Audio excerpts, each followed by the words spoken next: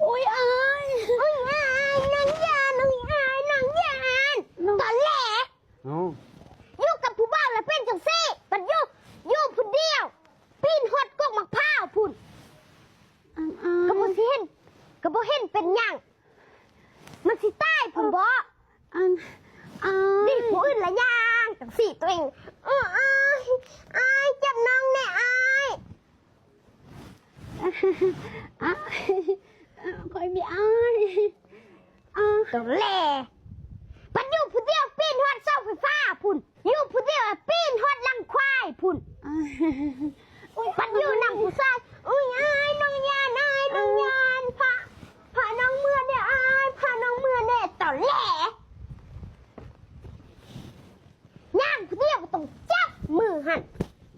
ไปเจ้ากะไม่ต้องจับแล้วสิลากพื้นนี่แหละลากพื้นนี่ไปแหละลากอายน้องยา